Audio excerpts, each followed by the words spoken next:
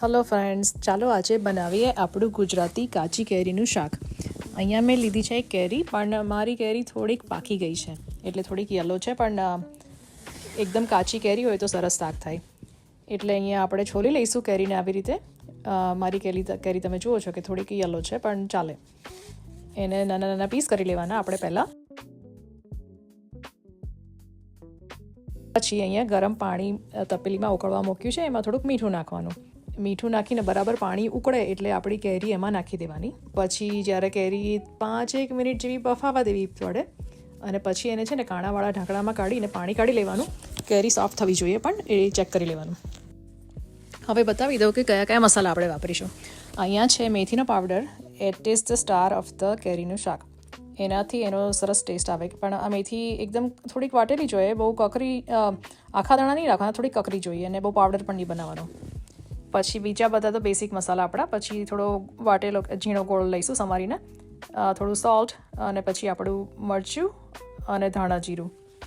આપણે અહીંયા વાસણમાં થોડુંક તેલ લઈ લઈશું. માપનું તમને જે ઠીક લાગે એ પ્રમાણે લેવાનું.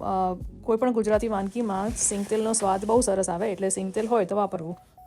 પછી વઘારમાં આપણે થોડું જીરું નાખીશું. પછી જીરું થોડુંક તતડે એટલે પછી એમાં 2 સૂકા લાલ મરચાં નાખી દઈશું, અને પછી મેથીનો પાવડર, અને પછી બધું થોડી વાર સંતળાવા દેવાનું.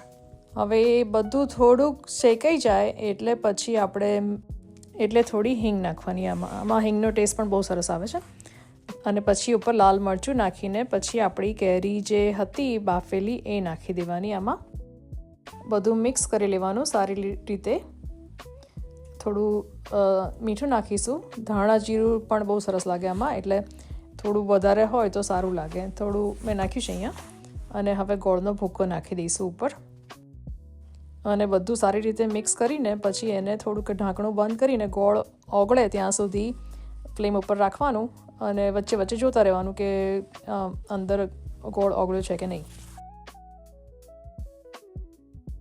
હવે ગોળ બધો ઓગળી ગયો છે અહીંયા, અને થોડોક રસો પણ દેખાય છે, એટલે થોડુંક ચેક કરવું હોય તો કરી લેવાનું. મેં આટલો ગોળ નાખ્યો, એની પછી પણ મારે ખાસી બધી શુગર નાખવી પડેલી, કારણ કે કેરીના લીધે અને આ શાકમાં ગળપણ ખાસું બધું તમારે જોઈશે, એટલે ઘણી બધી શુગર જાય. પણ આ શાક આપણે શાકની જેમ ના ખાતા હોય, એને અથાણું કે છૂંદો કેવી રીતે આપણે થોડુંક લઈએ, એવી રીતે ટેસ્ટ માટે સાઈડમાં ખાઈએ એટલે ચાલે. ઓકે, અને હવે આપણું ચટપટું કેરીનું શાક છે રેડી.